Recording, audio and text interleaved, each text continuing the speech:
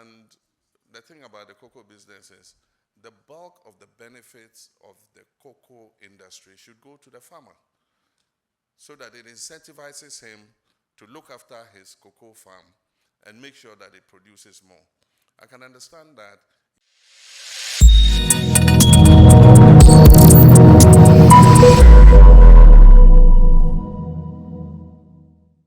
This association is not an association that is new to me. I have worked closely with this association from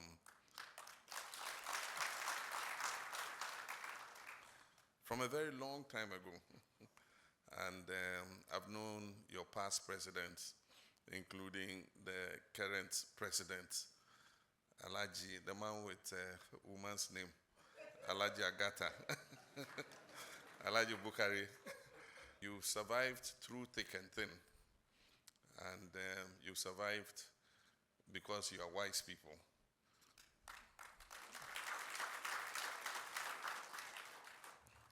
Wise people invest well when the going is good, so that when the going gets bad, you're able to survive the bad years. And so this association has survived because you invested well.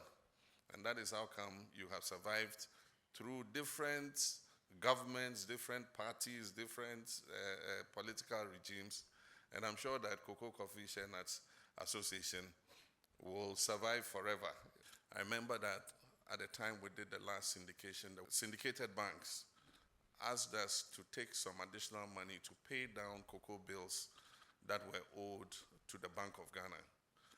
And at the time, before we gave the approval for them to go for the extra money, the amount that was owed was 3 billion cedis. And so 1.5 billion of the extra money was used to pay down the 3 billion CD cocoa bills. And so I remember that we had a debt of 1.5 billion cedis left with the Bank of Ghana in cocoa bills. Unfortunately, as the finance minister mentioned in the budget statement, Cocoa Board today owes 32 billion cedis. And you're supposed to pay 9 billion by September. I hope you're getting ready to pay that money. That is all money that should have gone to farmers. Unfortunately, we're using it to pay debts. Production is down. Meanwhile, as production has dwindled, the staff strength of Cocoa Board has skyrocketed. I thought that if your production was going down, your income was going down, you would either maintain your staff strength or even reduce it. That is what all private businesses do. But in your business, while production was going down, prices were going down, employment was going up. And so the Cocoa Board ends up spending, as at last year, 3 point something billion, 3.4 billion or something, on mostly administrative and headquarters expenses. And the thing about the cocoa business is the bulk of the benefits of the cocoa industry should go to the farmer so that it incentivizes him to look after his cocoa farm and make sure that it produces more. I can understand that, yes, climate change is affecting the cocoa industry. I can also understand that, yes, galamsey is affecting the cocoa industry. But the best incentive to keep cocoa production up is to pay the farmer a fair price for his cocoa.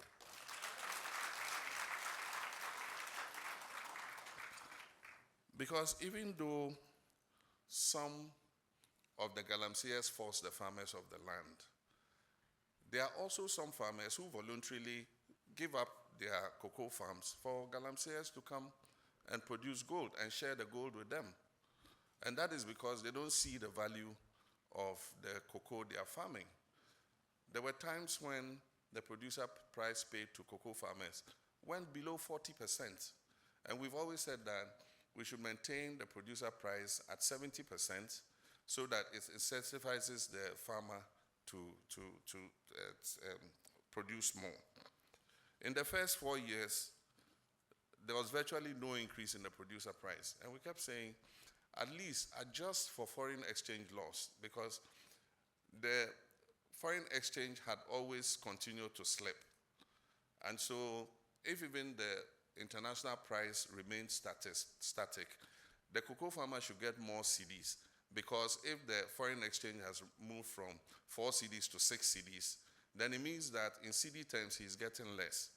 And that is how come in the past, anytime we adjusted the cocoa price, we looked at the international market price, and then we also looked at the movement of the CD and the dollar, and we added something onto the cocoa farmers. This year will be what I call a year of correction because of what they have inherited from the past administration.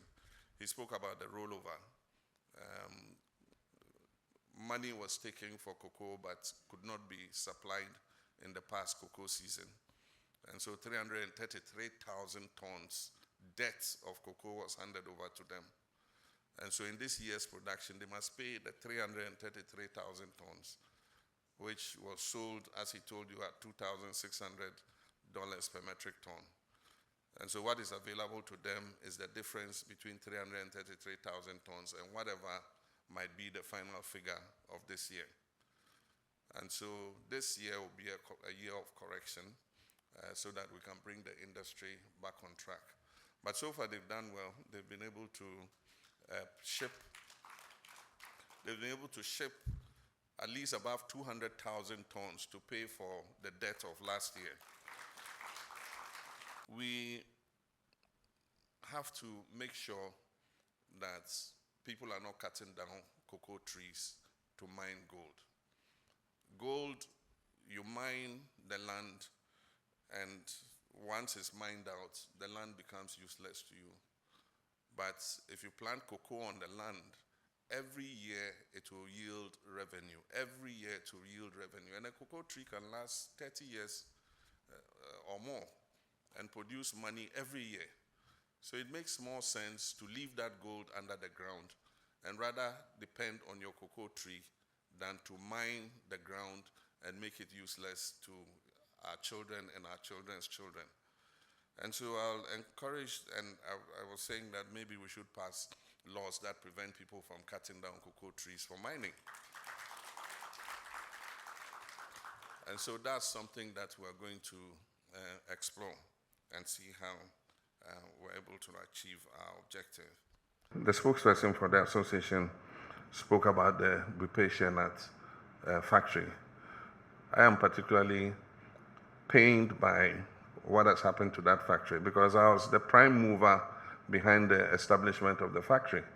It was a promise that was made by Professor Atta Mills to build 2 shea nut factories in the north.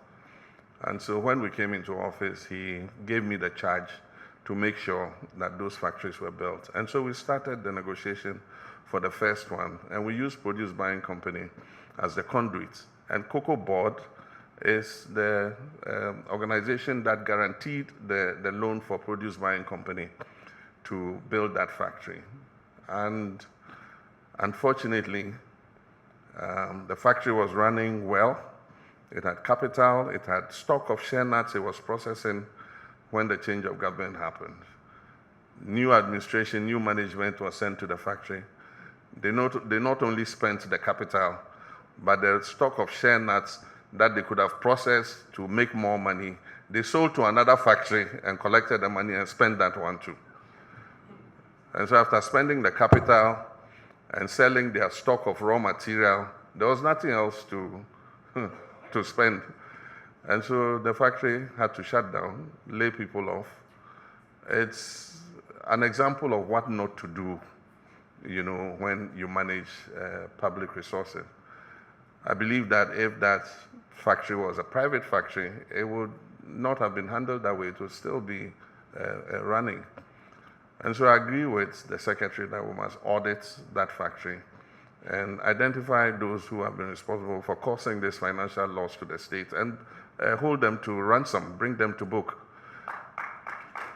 And when we have done that, I think that it's possible to revive that factory. The machines are still there. Indeed, at the time we were leaving office, we were negotiating with Commercial Bank to install a fractionation plant for them so that they could process the shea nuts and the shea butter to its last a refined component. And unfortunately, we left office, and that project did not come on. But it is a viable factory, and it can create employment and generate wealth, not only for the produce buying company, but also for cocoa board. And so we'll work with your management to see how we can revive that factory.